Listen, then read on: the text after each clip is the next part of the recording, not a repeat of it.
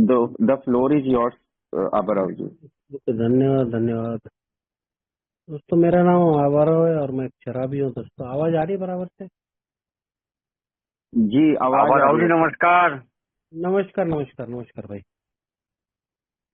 तो मेरा नाम आवारा है दोस्तों, मैं एक शराबी हूँ। परमपिता ईश्वर की बड़ी कृपा है दोस्तों, और आप सभी भाई बहनों के प्रेम, आशीर्वाद और प्रार्थना की मदद, परिवार वालों का भी बड़ा साथ है दोस्तों। और मेरे जो मार्गदर्शक हैं, जिनके साथ भी मैं कदमों पे काम करता हूँ दोस्तों, उनसे भी बहुत कुछ सीखने को मिलता है। और इसी का परिणाम है कि आज भी जिंदा उठा दोस्तों। किसी प्रकार के कोई डर या कोई अपराध बोध या कोई विथड्रॉल महसूस किया दोस्तों, ईश्वर का आभार व्यक्त किया। आज के दिन के लिए सुंदर मार्गदर्शन मांगा, प्रार्थना करके कि मैं उपयोगी बन सकूं, मेरे चारित्रिक दोषों के प्रभाव के बिना, अपने लिए, अपने परिवार वालों के लिए। मैं जिस समाज में रहता हूँ, जहाँ काम धंधा नौकरी करता हूँ, अल्कोहलिक अनोनिमस की फेलोशिप और परमपिता ईश्वर के लिए। और मेरा जो शराब पीने का जो अनुभव था, और जो समय में बर्बाद करता था दोस्तों, और जो पैसा भी मेरा वहाँ पे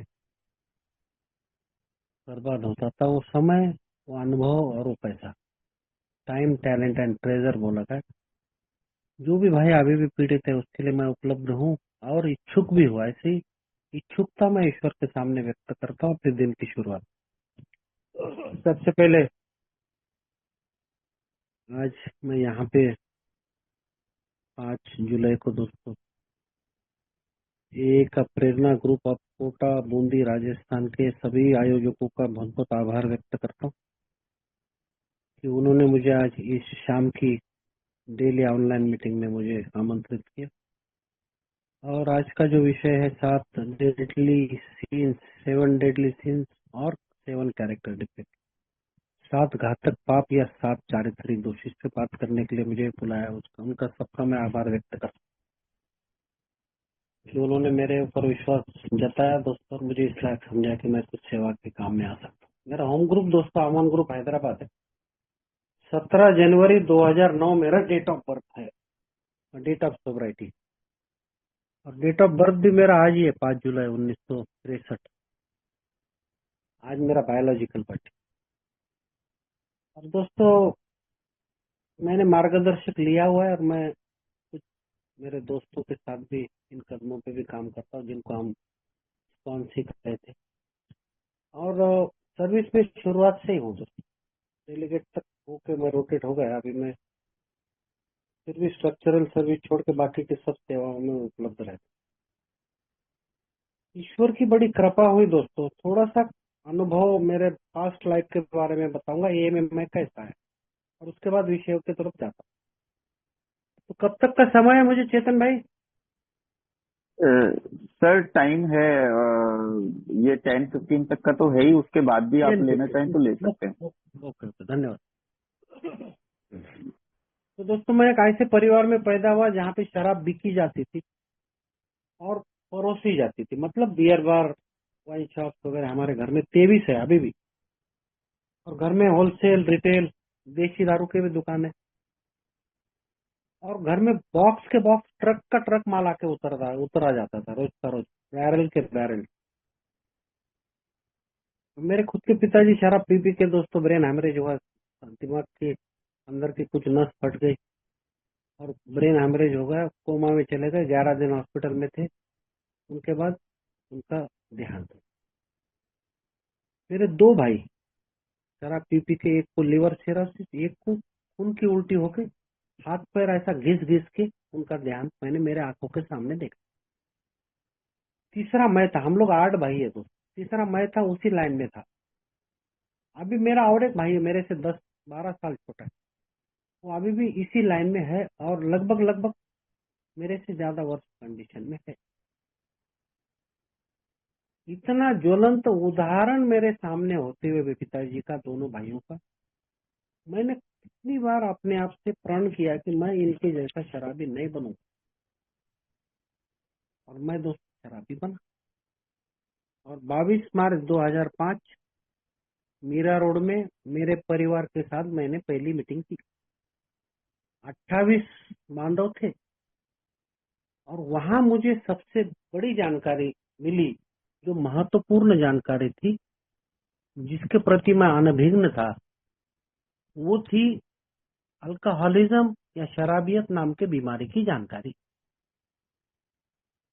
और उस जानकारी का समाधान भी बताया, सोल्यूशन भी बताया कि इसका समाधान है, और वो समाधान में जाने का तरीका भी बताया। अध्याय 5, 12 कदमों का आध्यात्मिक कार्यक्रम। और दोस्तों उसी दिन मुझे सब लोगों ने मैं जैसा वैसा मेरा स्वीकार किया, बीमारी की जानकारी दी, मुझे नीले कलर की अल्कोहलिक्स अनोनिमस की किताब दी गई, मुझे मीटिंग की लिस्ट दी गई, कुछ लोगों के नंबर, और एक पॉम्पलेट था दोस्तों जिसके अंदर 20 प्रश्न थे। और मुझे बोला गया था कि ये 20 प्रश्न अगर हो सका तो ईमानदारी से हाँ या ना में इसका जवाब दे दो, और आप डिसाइड करो कि आपको शराब की समस्या है या नहीं है। और अगर आपको लगता है कि आपकी शराब समस्या है तो आप आते रहिए, हम यहाँ पे आपको कभी भी उपलब्ध मिलेंगे सहायता करने की। और दोस्तों 22 मार्च 2005 मेरा शुरुआत हो गई दोस्तों, और लगभग 9 महीने का सोबराइटी था, डेली मीटिंग को जाता था, लेकिन कोई स्पॉन्सर नहीं लिया था, कोई होम ग्रुप नहीं बनाया, खाली किताब 4 बार पढ़ी थी, अल्कोहलिक्स अनोनिमस की बिग बुक। मेरे दिमाग में कुछ भी नहीं आता, समझ में कुछ बिल्कुल कुछ नहीं आया, पढ़ी लेकिन जरूर पढ़ी। और 12 बाय 12 ये 12 बाय 12 की किताब भी मुझे लेने के लिए कहा गया था, वो भी मैंने ली थी, वो भी मैंने पूरी पढ़ी, मेरे कुछ समझ में नहीं आया। 9 महीने के बाद मेरा ट्रांसफर हो गया हैदराबाद, मुंबई से। और मैं परिवार मेरा मेरा बड़ा लड़का 10वीं कक्षा में था दोस्तों, और वो लोग नहीं आ सकते थे क्योंकि बोर्ड चेंज हो सकता है बोल के। तो मैं अकेला ही 22 दिसंबर को वहां से निकला, और 23 दिसंबर को मैं हैदराबाद में यहाँ पे आया, यहाँ पे घर वर लिया किराए से। वहां से आते वक्त मैंने यहाँ के लोगों के नंबर वंबर लिए थे, एक मेंबर के, उनसे संपर्क किया और मैं यहाँ मीटिंग जाना चालू किया। 3 महीना और 8 दिन मैं यहाँ पे मीटिंग करता रहा, मतलब टोटल 11 महीना।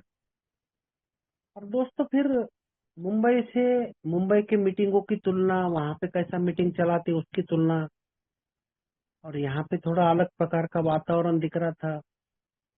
मेरे जैसे न्यू कमर को कोई मदद करने के लिए ज्यादा तैयार नहीं था, कोई प्रोग्राम की बात ही नहीं कर रहा था यहाँ पे। और आया तो आया, नहीं आया तो नहीं आया, बात किया तो किया, नहीं किया तो नहीं किया, कुछ फर्क नहीं पड़ता है। इस तरह से अलग अलग ग्रुप थे, 3 भाइयों ने 3 3 ग्रुप लेके अपने अपने अपने अपने, ये ग्रुप वाले वो ग्रुप में मत जाओ, वो ग्रुप वाले वो ग्रुप में मत जाओ। इस तरह से दोस्तों अपने अपने सोबराइटी को वो संभाल के चल रहे थे दोस्तों। पता नहीं मुझे बोरियत होने लगे, मीटिंग में जाने का मैंने कम कर दिया, मैं शराब के नजदीक चला गया। 11 महीने 8 दिन के बाद शराब उठाई, और गिल्ट, अपराध बोध, लोग क्या कहेंगे, इस भावना से मैंने 3.25 साल शराब से, मतलब अल्कोहलिक्स अनोनिमस से दूर रहा, शराब पीता रहा। बहुत बार कोशिश की मैं मीटिंग में आऊं, मैं फिर से कबूल करूं कि हाँ मैं शराबी हूँ, मेरा जीवन अस्त है। लेकिन नहीं दोस्तों, कुछ ना कुछ रिजर्वेशन थे। मेरा इंटेलेक्चुअल प्राइड जिसको हम कहते हैं, पूर्वाग्रह, प्रीजुडाइसेस मुझे पीछे खींच रहे थे, मेरा आग ईगो, मेरा स्वार्थीपन, मेरा आत्म केंद्रित मुझे पीछे खींच रहा था, ये समझ में आ रहा था। और आखिरी में दोस्तों 17 जनवरी को, 16 जनवरी आखिरी शराब, 17 जनवरी को मीटिंग में आया, और उस दिन से आज तक दोस्तों मैं अल्कोहलिक्स अनोनिमस में रोज मीटिंग करता हूं। मैंने मार्गदर्शक ताबड़तोड़ 17 जनवरी को आया, 20 तारीख को मैंने मार्गदर्शक लिया, किताब उठाए, प्रोग्राम लिया। उसके बाद शुरुआत से ही मैं 3 महीना जब ये सोबर था तब से मैं सेवा में। बड़ा आभारी हूँ आप सभी लोगों का, आपकी वजह से मेरी जान बची। ये था मेरा अल्कोहलिक्स अनोनिमस में आने के पहले मैं कैसा था, मेरे साथ क्या हुआ और आज मैं कैसा हूँ। एक्सपीरियंस टेंशन है, जो अध्याय 5 में दूसरे पैराग्राफ में लिखा है। और पहली लाइन अध्याय 5 की बताती कि हमने शायद ही कोई ऐसे व्यक्ति को देखा होगा जिसने हमारे बताए रास्ते पर चलकर असफलता पाई हो। तो वो कौन से तो भी रास्ते की बात कर रहे हैं। दूसरा पैराग्राफ में वो बताते कि हम कैसे थे, हमारे साथ क्या हुआ और आज हम कैसे हैं। और आपको अगर वो चाहिए जो हमारे पास है तो आपको कुछ दूरी तय करना पड़ेंगे और उसके लिए आपको कुछ कदम उठाने पड़ेंगे। अभी वहाँ रास्ते की बात कर रहा है, यहाँ पे कदमों की बात कर रहा है। और फिर जैसा ही हम लोग अगले पन्ने पे जाते हैं अध्याय 5 में, वहां पे लिखते निम्नलिखित कदम जो है वो हमको बताते हैं कि हम किस तरह से इस प्रक्रिया में आगे जा सकते हैं। तो हमने निम्नलिखित कदम लिए जो रोग मुक्ति के कार्यक्रम के रूप में सुझाए जाते हैं। और उसी अध्याय 5 में आखिरी में 3 पर्टिनेंट आइडिया है, जिसको हम हिंदी में कहते हैं कि 3 मुख्य विचार साफ उभर करके सामने आते हैं। क ख और ग बोल के लिखा हुआ है कि हम शराबी थे और हमारा जीवन अस्त व्यस्त हो गया था। पहला कदम, कोई भी मानवीय शक्ति हमें शराब से दूर नहीं कर सकती। दूसरा, ईश्वर ही कर सकते और करेंगे अगर हम ढूंढ ले। तीसरा, और फिर उसके आगे की एक लाइन है कि यहाँ पर हम तीसरे कदम पे है, ऐसा बताया। अब ये कदम क्या है उसका मतलब नहीं मेरे विषय से, लेकिन उसका मतलब है दोस्तों, क्योंकि आज का जो भी 7 डेडली सीन, 7 डेडली सीन, 7 घातक पाप, इसका संदर्भ चौथे कदम से है। इसके लिए मैं ये बताना चाह रहा था कि अगर ये 1 2 3 अगर मैं मानता हूँ तो ही मैं आज के विषय को जस्टिफाई कर सकता हूँ। तो सबसे पहले वो 7 डेडली सीन्स है क्या और ये कहाँ से आ गए। बिग बुक में तो इसका कहाँ पे भी इधर भी ऐसा कुछ लिखा हुआ नहीं कि ऐसे कोई 7 घातक पाप है, बिग बुक में नहीं। लेकिन आप 12/12 में जाएंगे तो चौथे पायरे में इसके बारे में उल्लेख है और वहां पे ये क्रमबद्ध तरीके से लिखे हुए हैं। और वो क्रम अगर इंग्लिश में अगर मैं बताऊं तो सबसे पहले वो लिखा हुआ है कि प्राइड से शुरू होता है। प्राइड मतलब अहंकार, गर्व।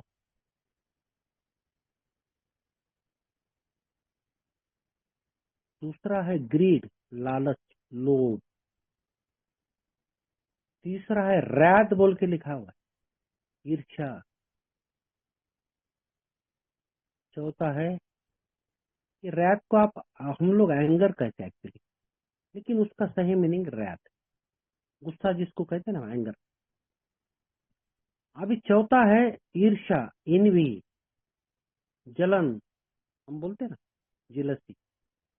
और पांचवा है लस्ट। लस्ट मतलब जो भी चीज अनुचित है उसको भरपूर मात्रा में, उसको स्त्री सुख कह सकते हैं हम, काम वासना, हवस या कुछ भी चीज बता सकते। उसको intense desire for something which is I feel कि इट इज ए ऑब्जेक्ट, वस्तु के रूप में मैं उसका उपभोग लेना चाहता हूँ, उसको बोलते लस्ट। ग्लूटनी मतलब कि खादाड़पना, खाने में कोई मेरा कंट्रोल ही नहीं। और सबसे आखिरी है लेजीनेस मतलब स्लोथ, आलस। अब ये 7 घातक पाप बताए गए चौथे कदम में 12/12। और इसके साथ और 7 चीजें हैं, जो 7 चीजें इसके विरुद्ध हम लोग इसको कह सकते कि इसके विरुद्ध चीजें हैं वो। अभी मुझे ये 7 चीजों ने कितना मेरा नुकसान किया है और कितना मुझे बर्बाद किया, मुझे कहाँ का कहाँ ले जाके छोड़ दिया, जहां से मुझे वापस आने की कोई आशाएं नहीं दिख रही थी, एकदम निराशाजनक परिस्थिति। एक सामने मृत्यु का दरवाजा दिख रहा था दोस्तों, मौत का खौफ रोज का रोज ऐसा लग रहा था कि मैं कभी भी मर सकता हूँ। एक तरफ वो पागलपन, ना तो शराब से दूर रह सकता हूँ ना शराब कंट्रोल कर। तो मेरे जैसे शराबी को क्या अच्छा लगता है, डॉक्टर बताते हैं कि मेरे जैसे शराबी को शराब का ना तो कलर अच्छा लगता है ना उसका टेस्ट। मेरे जैसे शराबी को अच्छा लगता है उसका इफेक्ट, उसका परिणाम। और वो इतना इलूजिव रहता है, इतना भ्रमित करने वाला रहता है, बोलता है कि जो चाहती है वो भी कि मैं 8 दिन 15 दिन महीना भर पहले ये शराब ने मेरे साथ कितनी बड़ी दुर्घटना की, मैं मरते मरते बचा, मेरे कितने फाइनेंशियल लॉसेस हो गए, मेरा ब्रेकअप हो गया, मैं नौकरी से बाहर कर दिया गया, मैं जेल में जाके आया, मैं लॉकअप में बैठ के आया, मेरा कितना बड़ा आर्थिक नुकसान है। ये जानते हुए भी मैं अलग अलग तरीके से इसको जीने का प्रयत्न करता हूँ, और परिणाम अलग तरीके से सोचता हूँ कि नहीं, इस बार ऐसा नहीं होगा। और फिर जब मैं दूसरे को देखता हूँ मुड़ करके, तो मेरे साथ वाले जिन्होंने मेरे साथ शराब पीना चालू की थी, वो लोग अभी भी यार मस्त पे कि उनका चॉइस का ब्रांड ले रहे, अच्छी तरह से खोल रहे, एक पेज बना रहे, आधा घंटा मस्त पे के बर्फ डाल के सोडा डाल के आराम से पी रहे, अच्छा खा रहे, उसके साथ जो भी है मांस मछली मटन या फिर काजू बादाम। मैं क्यों नहीं ऐसा कर सकता हूँ? देख के मैं रेस्टलेस इरिटेबल डिसकंटेंटेड, बेचैन चिड़चिड़ा और वैसा देगा, वो समाधान है। और फिर मैं उसको कम करने के लिए फिर शराब करता हूँ, और ये बार बार होता है। और फिर दूसरा दिन सुबह में उठते पश्चाताप। तो इसका समाधान क्या है? तो बोलता है कोई ना कोई स्पिरिचुअल एक्सपीरियंस, कोई ना कोई आध्यात्मिक अनुभव। अभी आध्यात्मिक अनुभव मुझे कहाँ से मिलेगा? कौन से दुकान में, कौन से मेडिकल स्टोर में मिलेगा? कौन सा रिहाब बेचता है इसको? तो मैंने वो ढूंढने का प्रयत्न किया, यार कौन सी मेडिकल दुकान में मिलेगा, कितने में मिलेगा, मेरे पास है क्या उतना पैसा? तो बोलता नहीं, ये आध्यात्मिक अनुभूति के लिए तुमको कोई ना कोई ऐसा व्यक्ति चाहिए, जो व्यक्ति तुमको तुम्हारे समझ का ईश्वर के पास लेके जाने के लिए एक रास्ता उत्पन्न करेगा। ये तो समझ में नहीं आ रहा है यार। सब लोग बोल रहे थे, मैं जब शराब पी रहा था, मैंने मेरे पिताजी को मरते देखा है, मेरे दोनों भाइयों को मरते देखा है, और सब लोग यही बोल रहे थे कि आबारो तुम शराब नहीं पिया तो बहुत अच्छा आदमी है। लेकिन अगर तुम शराब पिया तो तुम्हारे जैसा राक्षस कोई नहीं है, तुम शराब मत पियो यार, तुम बहुत अच्छा आदमी। तो मैं भी अल्कोहलिक्स अनोनिमस में इसीलिए आया था कि शराब से मुझे छुटकारा मिले, किसी तरह से शराब को नियंत्रण में करने का ऐसा कोई ना कोई जरिया, ऐसा कोई ना कोई एक एक आइडिया मिले कि जिसको मैं आराम से पहले जैसा जैसा बाकी लोग शराब पी रहे मैं पी सकूं। यहाँ पे तो आया और देखा कि यार यहाँ तो लोग बता रहे कि ये शराब छोड़ने का कार्यक्रम नहीं है। अरे ये तो नाम तो लिखा है अल्कोहलिक्स अनोनिमस, फिर ये किस चीज का कार्यक्रम है यार? तो बोलता है ये शराब तो यहाँ पे एक एक दिन के हिसाब से शराब से दूरी बनाई जा सकती है। मेन प्रॉब्लम ये है कि हम शराब क्यों पीते हैं? क्योंकि हमारा मन बीमार है, हमारा शरीर बीमार है, हमारी आत्मा बीमार है। हम भावनात्मक तौर पे अपने आप को सही तरीके से नहीं रख सकते, और इसके लिए हम वो जो मानसिक खिंचाव है, वो जो जोर जबरदस्ती वाला मामला रहता है ना दोस्तों, कि मुझे पीना ही पड़ता है, उल्टियां हो रही, फिर भी मुझे वो पीना पड़ता है मेरे मन के विरुद्ध, क्योंकि ना तो मैं उसके सिवा जी सकता हूँ ना उसको छोड़ सकता हूँ। इसके लिए अध्याय 4 में हम आगेवादी में 5वीं लाइन में क्लियर कट लिखा है, if we honestly wanted to, अगर हम ईमानदारी से चाहते हैं कि हम शराब को नियंत्रण में करें या फिर उसको छोड़ने का प्रयत्न करें, और अगर ये नहीं होता है तो हो सकता है कि आप शराबी हो, और अगर आप शराबी हो तो फिर उसका समाधान क्या है? तो उसका समाधान है पेज नंबर 25 बिग बुक में, कि कोई न कोई माँ उच्च शक्ति के द्वारा अपने आप में झांक के देखना, और मेरे अंदर ऐसी कौन सी चीजें है जो आपत्तिजनक है, जिसको हम यहाँ पे चारित्रिक दोष बताते हैं, उसको कबूल करना, और किसको किसको हमने ईजा पहुंचाई है, और उस ईजा को दूर करने के लिए या उसका भूल सुधार करने के लिए हमारे अहंकार को कम कम करते जाना, हमारे अंदर ईमानदारी और विनम्रता को प्रैक्टिस करना। क्योंकि पेज नंबर 52 में दूसरा पैराग्राफ में क्या लिखा है कि हमको अपने आप से कुछ मानवीय प्रश्नों के उत्तर पूछने पड़ेंगे कि क्या हमारे वैयक्तिक संबंधों को लेकर हम परेशान थे, यस और नो। क्या हमारे भावनात्मक उथल पुथल को हम समझ पा रहे थे, यस और नो। क्या हम दुर्दशा और तनाव के शिकार थे, यस और नो। क्या वास्तविकता में हम जीवन जी पा रहे थे, यस और नो। क्या हम डरों में थे, यस और नो। क्या हम दुखी थे, यस और नो। क्या हम सही में किसी के उपयोग में आने के जैसे उपयोगी बन रहे थे, यस और नो। अगर ये 7 चीजों में अगर मेरे प्रश्न यस नहीं है, नो है, तो मेरा जीवन अस्त व्यस्त, और उसी अस्त व्यस्तता को ठीक करने के लिए मैं शराब पीता हूं, और शराब के सामने नतमस्तक होता हूँ, शक्तिहीन होता हूँ, पावरलेस। ये मेरा प्रॉब्लम। तो कौन निकालेगा इससे बाहर? मेरा खुद का सेल्फ विल, मेरी खुद की आंतरिक शक्ति, मेरा खुद का इंटेलिजेंस, मेरा खुद का एजुकेशन, मेरा खुद का सोशल स्टेटस? कुछ नहीं। क्योंकि मैंने सब प्रयत्न करके थे, मेरे घर वालों ने सब प्रयत्न कर, मेडिकल साइंस, कुछ भी नहीं। लेकिन मैं यहाँ पे देख रहा हूँ, मैं पहले दिन आया 22 मार्च 2005, उसी दिन से मैं शराब से दूर हो गया। मतलब यहाँ पे कोई ना कोई काम कर रहा है शराब से दूर करने के लिए मुझे, तो उसी को मैं उच्च शक्ति समझ सकता हूँ। जो ग्रुप है, जो समूह है, जो फेलोशिप है, तो हाँ, मैं समझ सकता हूँ कि मैं फेलोशिप में आ रहा हूँ, मैं शराब नहीं पी रहा, जो कि मैं कभी कर ही नहीं सकता था, मैं कल्पना ही नहीं करता। तो अगर मेरे पास वहां पे हो रहा है, तो फिर मुझे आगे बढ़ना पड़ेगा, कोई ना कोई शक्ति के ऊपर अपना भरोसा, इच्छा और जीवन देना पड़ेगा, और मेरे जीवन में सुधारना लाने।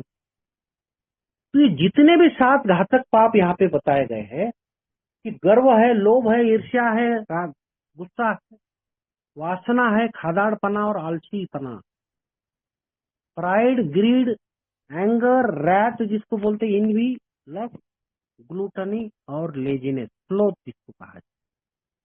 तो सबसे पहले मुझे देखना पड़ेगा कि ये मेरे चारित्रिक दोषों के कारण ही है, ये मेरे चारित्रिक दोष। तो ये क्यों है चारित्रिक दोष? जो मुझे, मैं समझता था ये मेरे ड्राइविंग फोर्स है, मुझे शक्ति दे रहे, मुझे एक आदमी से एक ताकतवान मनुष्य बना रहे। मैं समझता था ये मेरे टूल्स है, ये मेरे हथियार है, इनका इस्तेमाल करके मैं हर एक व्यक्ति के जीवन पे राज कर सकता हूं। और मैंने वही किया। मेरा अहंकार, मेरा गौरव, मेरा अभिमान, मेरा प्राइड हमें परमेश्वर से और अपने आप से और हर एक व्यक्ति से दूर।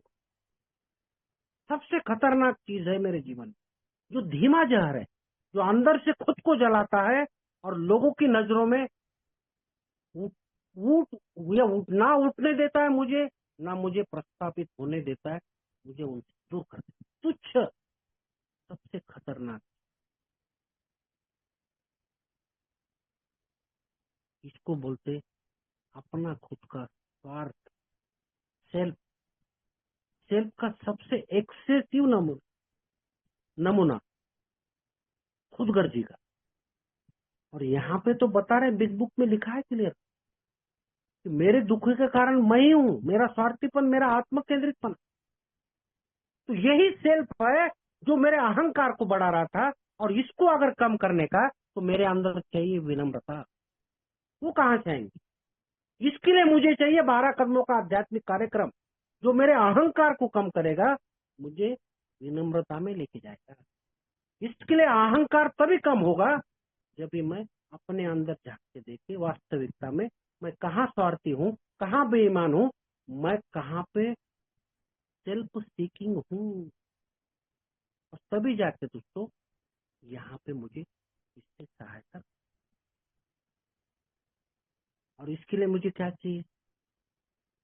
विवेक। क्या चाहिए? विवेक, सत्सद बुद्धि। वो कहाँ से मिलेगी? इसके लिए तो यहाँ पे बात हो रही है संपूर्ण मानसिक बदलाव, टोटल सेटिंग, और वो आती है ये 12 कदमों के आध्यात्मिक कार्यक्रम के आचरण के द्वारा। तो जब तक वो सत विवेक मुझे प्राप्त नहीं होगा, तब तक मैं मेरे अहंकार, इसने केवल नुकसान, इसके कारण मेरा जो अधोपतन हुआ है उसको समझ ही नहीं पाऊंगा। तब तक मैं ईश्वर से मैं जो दूर हुआ था, अपने आपसी संबंध मेरे हर एक व्यक्ति के सामने जो खराब हो गए थे वो ठीक कर ही नहीं पाऊंगा। तो इसके लिए दोस्तों, मेरे अंदर अगर विनम्रता लानी है तो ये गर्व को, ये प्राइड को, ये अभिमान को, ये अहंकार को मुझे कम करना। और दूसरी बात है ग्रीड, लालच, लोभ। ये क्या है? और सबसे बड़ी बात, और एक चीज बताना भूल गया मैं अहंकार के बारे में। ये अहंकार मेरे पतन का सबसे खतरनाक औजार था, और मेरे विनाश का, मेरे पतन का सबसे अच्छा उदाहरण। जितने में छोटा शब्द दिखता है प्राइड, 5 अक्षरी, इसको उल्टा सुल्टा करो आप सर, इधर उधर, तभी कुछ ना कुछ अच्छा चीज इसमें से निकले, वो बाद में बता। अब ये ग्रीड, लालच, लोभ जिसको हम कहते हैं, ये क्या चीज है? तो ये चीज है दोस्तों कि जो मुझे चाहिए भरपूर मात्रा में, भले वो शराब हो, भले वो खाना हो, भले वो पैसा हो, भले वो सोशल स्टेटस हो, भले वो हर एक चीज, भौतिक चीजों की बात कर रहा हूं। इज्जत, मान, मर्यादा, सोशल स्टेटस, पैसा। मैं लूंगा तो आईफोन ही लूंगा, मैं लूंगा तो BMW लूंगा, मैं चश्मा पहनूंगा, गॉगल तो रेबन का ही पहनूंगा, मैं शूज लूंगा तो इसका ही लूंगा, उसी ब्रांड का लूंगा, इसी ब्रांड का लूंगा। तो मुझे हर एक चीज उच्च दर्जे की, और मैं उसके लिए कुछ भी कर, तो अगर अगर मैं उसके लिए कुछ भी करता हूँ तो फिर इसमें मैं लोगों की भावनाओं को भी आहत कर सकता हूँ। मैं लोगों को जो मिलना चाहिए तो उनको नहीं मिले, इसके लिए मैं प्रयत्न भी कर सकता हूँ, मतलब गलत तरीके अपना सकता हूँ कि लोगों को जो मिलने वाला है वो भी मुझे चाहिए। और ये सब चीज मैं करता हूँ दोस्तों मेरी लालच के कारण, मेरे लोभ के कारण, क्योंकि मुझे भरपूर मात्रा में चाहिए, ज्यादा मात्रा में चाहिए, मेरे जो परिस्थिति है, मेरी जो क्षमता है उससे भी ज्यादा। और इसके कारण मैं सबसे ज्यादा नुकसान लोगों का करता हूँ और अपना खुद का भी करता हूँ। क्योंकि जितना ज्यादा लालच उतना ज्यादा अनैतिकता, और जितना ज्यादा लालच उतना ज्यादा रिश्तों का टूटना, रिश्ते में दरार आना, लोगों की भावनाओं को चलना। तो इसका विरुद्ध अर्थ है उदारता, औदार्य, लोगों को श्रेय देना, उनकी मदद। अब तीसरा है दोस्तों क्रोध, एंगर, रैट। ये हमारे भावनाओं के साथ जुड़ा हुआ है। स्थिति, परिस्थिति, व्यक्ति, पीपल, प्लेसेस एंड सिचुएशंस,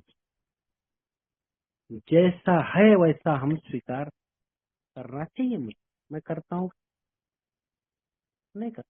मैं क्या करता हूँ? उनको बदलने का प्रयत्न, और उनको बदलने का प्रयत्न करता हूँ तो वो रिटेलिएट करते, वो बोलते हैं हमारे भी तो अधिकार है, मूलभूत अधिकार है, हमको भी जीने का अधिकार है, हमको भी हमारे भावनाओं को पोषने का, जतन करने का अधिकार है, उनके अनुसार अपने जीवन में महत्वाकांक्षा प्राप्त करने का अधिकार। हमारे जीने में, हमारे चलने में, हमारे व्यवहार में, हमारे एटीट्यूड में हमारे हिसाब से हम चलेंगे, तुम्हारे हिसाब से थोड़े चलेंगे। तो ये जो है, ये चीज मुझे पसंद नहीं आती। तो मैं क्या करता हूँ फिर? मैं अंदर से अंदर भटकते रहता हूँ, क्योंकि मैं निराश होता हूँ, दुखी होता हूँ कि मेरे मन के हिसाब से काम नहीं हो। और फिर मैं उसको अंदर से अंदर निगलते रहता हूँ, गिलते रहता हूँ, और फिर वो एक ऐसा नासूर बन जाता है अंदर, और वो एकदम से फिर बाहर निकलता है, तो बहुत खतरनाक तरीके से बाहर निकलता है, जिसको हम कहते हैं गुस्सा। हमको खुद को अंदर से जलाकर खाक कर देता है।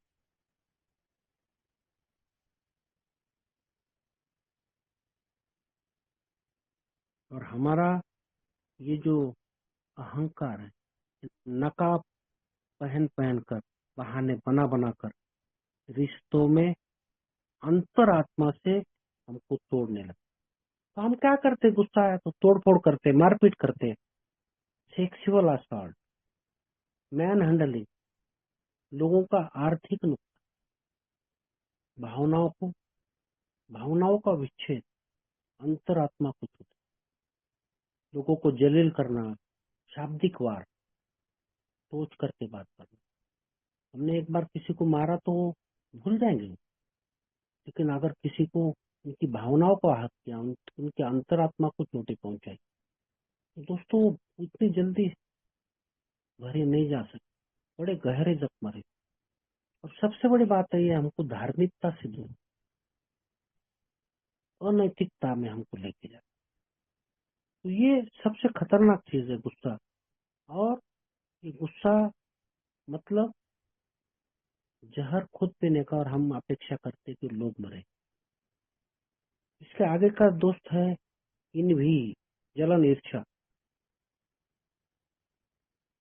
हमको ऐसा लगता है कि जो चीज उनके पास है, मेरे पड़ोसियों के पास अच्छा घर है, तो मुझे लगता है उनके पास नहीं रहना चाहिए यार, वो डिजर्व ही नहीं करते वो घर के लिए। मेरे जैसा व्यक्ति जिसमें काबिलियत है, मेरे में वर्कमैनशिप है, मैं दूसरे की कदर करने वाला हूँ, मैं एकदम हार्ड वर्कर नहीं करता हूँ, मैं एकदम दयालु हूँ, कृपालु हूँ, नौछावर कर देने वाला हूँ अपने आप को, और वो तो कुछ भी नहीं करता यार, तो उसको इतनी अच्छी पोजीशन, इतनी अच्छी बीवी उसकी, इतना अच्छी भौतिक चीजें, इतना अच्छा घर, इतना अच्छी गाड़ी कैसे हो सकती है? तो वो तो मेरे पास होना चाहिए। और ये जो ईर्ष्या है, एक बुराई का ऐसा एक सबब है, ऐसा एक आईना है दोस्तों, कि जो मुझे कहता है कि तू जस्टिफाई कर रहा है, तू कर रहा है वो सब ठीक कर रहा है, अच्छा कर रहा है। वो लोग तो डिजर्व ही नहीं करते। तो दूसरों से जलना, उनके पास जो है उसे पाने की कल्पना करना, और ये बुराई को जन्म देता है। संताप, रोष, गुस्सा, ये मेरे अंदर हो पैदा। जलन एक अंधकार है दोस्तों, और इंसान से हैवान बना देता है।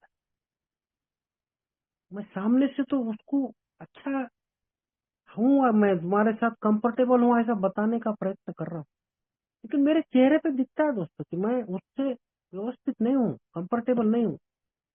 मैं अंदर से बहुत ही नाराज हूँ, बहुत ही दुखी हूँ, बहुत ही ईर्ष्या से भरा हुआ हूँ। मेरे अंदर इतना खून बॉयल हो रहा है देख के कि यार जो मुझे चाहिए इसके पास का है। मुझे तो वो चाहिए ही चाहिए किसी भी हालत में की, उसके लिए मैं कुछ भी करता हूँ, और मैंने किया शराब पी। अभी आता है पांचवा जो है लस्ट, वो है हवस या वासना। हमको ईश्वर ने, परमपिता ईश्वर ने जो भी सृष्टि बनाया ना दोस्तों, हमको कुछ नैसर्गिक प्रवृत्तियां दी।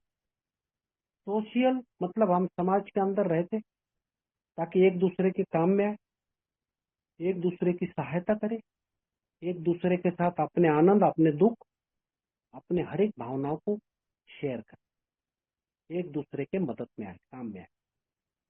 सिक्योरिटी, घर है, उसके बाद पैसा है, कुछ हमने कुछ सेविंग्स करके रखे, कुछ हमने ऐसी सुरक्षा की चीजें बना के रखी ताकि हमको आपातकाल में या कोई भी कठिन परिस्थिति में उसका, हम अपने घर को बाजू से कंपाउंड बनाते, सीसीटीवी कैमरा, गेट लगाते, और अपने पास कुछ ऐसी ताले में अपने आप को सुरक्षित रखते।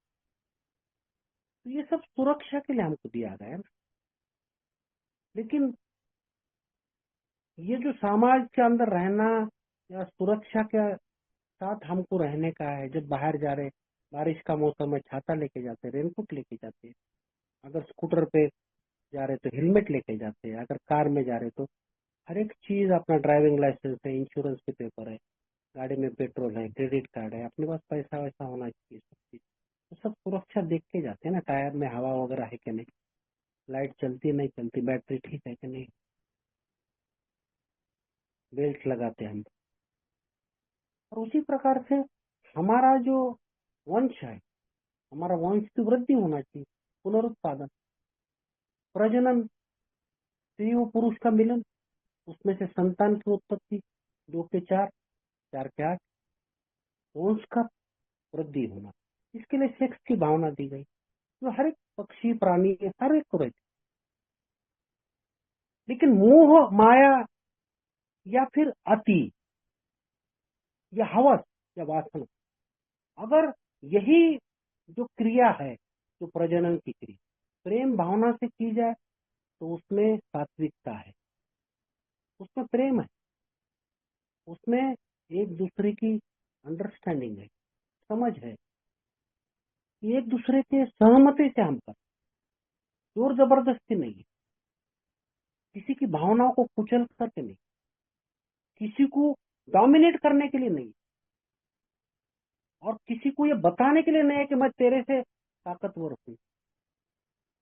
तो ये काम हम किसी को भी, कौन से भी उम्र की, कितनी भी बूढ़ी हो औरत है, मैंने तो देखा है और मैंने तो पढ़ा भी है ऐसे बहुत सी किताबें, कि जिसमें एक आधा व्यक्ति बोलता है कि मैं जाता हूँ मंदिर में, और माता के मंदिर में जाता हूँ माता से कुछ पाने के लिए, उनका आशीर्वाद, उनसे प्रेरणा, उनसे शक्ति, क्योंकि शक्ति का स्वरूप है माता। बोलता मेरे जैसे आदमी की नजर उनके उरोजों पे जाती, जबकि मेरी नजर उनके कदमों में होना चाहिए, क्योंकि उनके आंखों में आंखें डाल के उस शक्ति का सामना मैं नहीं कर। तो वो व्यक्ति लिखता है कि मेरी नजर उनके उरोजों में जाती, मेरी भावना वहां पे उत्तेजित होती। ये है हवस, ये है वासना।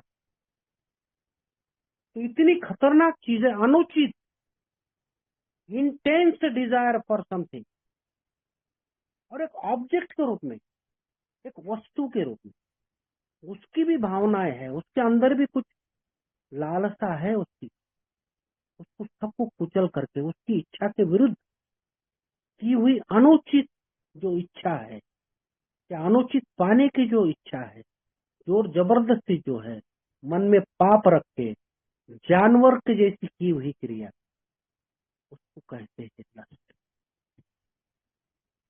उसके बाद आता है ग्लूटनी, खादाड़पन, लालच, खाने के प्रति ओवर इंडल्जेंस, पेट ही सब कुछ है, बस खाते रहो, कितना भी खाओ, पेट भर रहा है, डकार आ रहे, उल्टी हो रही है, सर मड़मड़ मड़मड़ कर रहा है मुंह के अंदर से, और दिमाग एकदम घूम घूम घूम घूम रहा है, पसीना पसीना आ रहा है, और फिर झंडू बाम लगा रहे, फिर डॉक्टर के पास जा रहे, फिर वो सोडा पी रहे और क्या क्या ले, लेकिन खाने की इच्छा पूरी होती नहीं। आत्मा बोझल हो जाता है यार, अति अति अति, लालच की लालच, कितना भी खाओ। डॉक्टर ने मना किया है, लेकिन मैं खाता ही रहता, खाता ही रहता, खाता ही रहता। और ये कभी भी नहीं मिटने वाली भूख है दोस्तों, ग्लूटनी, ये खादाड़ कभी भी नहीं मिटता है। उसको कितना भी खिलाओ तुम यार, उसका वो जो खाने की इच्छा है ना, कभी भी पूरी होती है। अरे जानवर भी आप देखेंगे ना, तो आते पक्षी तो 2 4 दाने, 8 दाने, 10 दाने खाएंगे, पॉकेट में भर के लेके नहीं जाएंगे दोस्तों, पेट भर गया उड़ के चले जाते, छोड़ के चले जाते। हम उस भौरे की तरह है दोस्तों, जो हर एक फूल पे बैठ, उसका अंदर का मधु चूसने के लिए, लेकिन उसका जो सुगंध है ना दोस्तों, वो इतनी मोहित करने वाली रहती कि वो भंवर जो रहता है उसको मालूम है कि ये कमल या ये फूल अभी शाम जैसी हो जाएंगी, सूर्या ये मिट लेगा, ऐसा अपने आप की पंखुड़ियां पूरे भींच लेगा, बंद हो जाएगा यार, मेरा दम घुट जाएगा, मैं मर सकता हूँ। ये मालूम होते हुए भी वो मधु के लालच में वो आती के लालच में वो वहां से उठता ही नहीं। और जैसे पंखुड़ियां भीज गई, फूल जैसा ही बंद होता है, आप पाएंगे कि वो भंवर, वो भौरा अंदर मर। ये ग्लूटन ही उस चीज की जैसी। और सबसे खतरनाक चीज है आलस, स्लोथ बोला गया। कुछ भी नहीं करने का मुझे आज। अरे कम से कम मुझे चलने के लिए, फिरने के लिए, मुझे अपने आप को, अपने लिए मदद करने के लिए, अपने परिवार को मदद करने के लिए, अपने खुद की सहायता करने के लिए कुछ ना कुछ काम तो करना पड़ेगा ना यार। अरे उठता हूं तो मैं ऐसा ऐसा मुंह में खाली इधर उधर 2 बार ब्रश किया, ब्रश फेंक दिया, नहाया भी नहीं, कुछ भी नहीं, मुंह के ऊपर पानी मारा, वही कपड़े 15 दिन से पहन रहा हूँ, वही जूता, वही सॉक्स, स्मेल आ रहा है उसका, वही पहन रहे, लटक रहे, दाढ़ी किया हुआ है, बाल बनाए हुए नहीं है, कुछ भी नहीं, बाहर जा रहे खाली इधर उधर स्प्रे मार के, और लोगों को बताने का काम। तो ये सब चीज है ना, not doing enough to be better. अच्छा बनने का कुछ भी प्रयत्न, चाहत तो है, लेकिन बगैर कृति के, बगैर एक्शन के क्या होगा यार? कुछ भी नहीं होगा। तो जो मिलना चाहिए वो धीरे धीरे वो भी बर्बादी की तरफ चला जाता।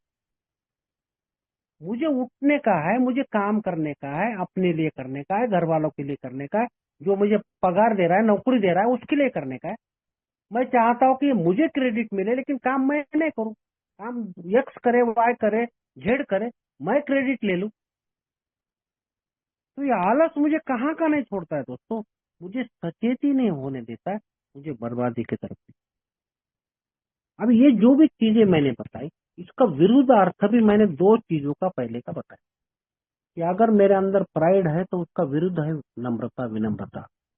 अगर ग्रीड है, लालच है, लोभ है, उदारता, औदार्य, दूसरे की मदद करना। अगर ईर्ष्या है तो प्रेम करना। अगर गुस्सा है, दया, सद्भावना, करुणा। अगर वासना है तो आत्मनियंत्रण, आत्म निपुणता। और उसके बाद अगर खादाड़पन, अगर मेरा सबसे बड़ा समस्या है ग्लूटनी, तो उसका है विश्वास और संयम। संयम। और अगर मैं लेजी हूँ, आलसी हूँ, तो मेरे अंदर उत्साह चाहिए, आवेश चाहिए। और इससे भी अगर आगे जाने का है तो विवेक। अगर मेरे अंदर अहंकार है तो उसको मैं विवेक से कम कर सकता। अगर मेरे अंदर ग्रीड है, लालच है, तो मैं न्याय को समझ करके इम्पार्शियल होने के बजाय, पार्शियल होने के बजाय इम्पार्शियल होके सब लोगों को स्पष्टदर्शिता के साथ, फेयरनेस के साथ अगर न्याय करूं, तो ये ग्रीड मेरे से निकल जाएंगे। अगर मेरे अंदर गुस्सा है, अगर मेरे अंदर क्रोध है, तो सेल्फ रिस्ट्रेंट या फिर सेल्फ कंट्रोल, संयम जिसको, वो है प्रार्थना और ध्यान के द्वारा। प्रार्थना कर कि मेरे क्रोध को मैं कम कर, उसके कारणों को देख के मैं क्रोध को कम कर सकता हूँ। इसके कारण क्या है, इसके मूल कारण क्या है।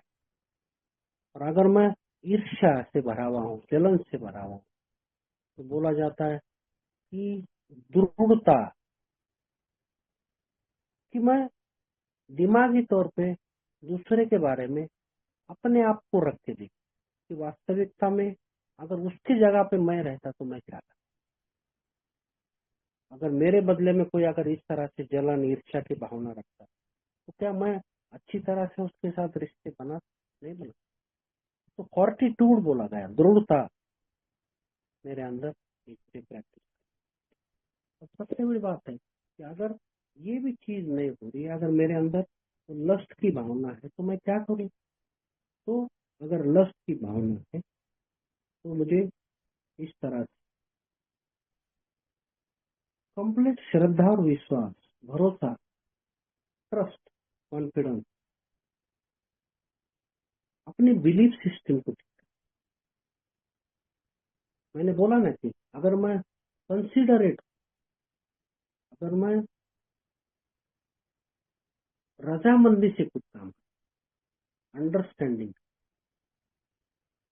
सोच समझ के, प्रेम की भावना से चलता हूँ, एक विश्वास या फेथ में पैदा करता हूँ। अगर मैं बहुत ही खाने का लालची हूँ, खादाड़पन मेरा सबसे बड़ा समस्या है, तो मैं क्या कर सकता हूँ? कौन सी ऐसी चीज है जो मुझे अंदर से हैप्पीनेस दे, इटरनल हैप्पीनेस बोलते हैं, अंदर से है।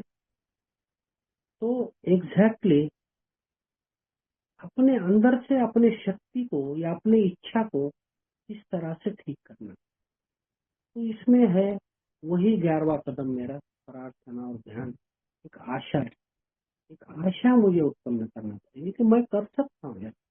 अगर मुझे ठीक रहने का है, मुझे लंबे समय तक मुझे अच्छा होने का है, तो मेरा शरीर भी स्वस्थ होना चाहिए, क्योंकि ये खादाड़पन की आदत मुझे बीमार कर देती है, मानसिक तौर पे, शारीरिक तौर पे, और लोगों की नजर में भी मैं बुरा बन जाता हूँ और मेरी इज्जत भी नहीं रहती। तो मुझे एक आशा मेरे अंदर उत्पन्न करना पड़ेगी कि मैं अच्छी तरीके से इसको, एक ये चीज मुझे कितनी आवश्यक है मेरे शरीर को पोषक तत्व मिलने के लिए, उतना ही चीज का एक नियोजनबद्ध तरीके से चार्ट बना करके अगर मैं इसको धीरे धीरे धीरे अगर इसको कार्यान्वित करूँ, तो दोस्तों इसमें मुझे सहायता मिल सकती है। और सबसे बड़ी बात है, ये जो लेजीनेस है, आलस है, इससे अगर बाहर आने का है, तो दूसरे की मदद करनी। जितने भी जरूरतमंद लोग हैं उन सबकी सहायता करनी।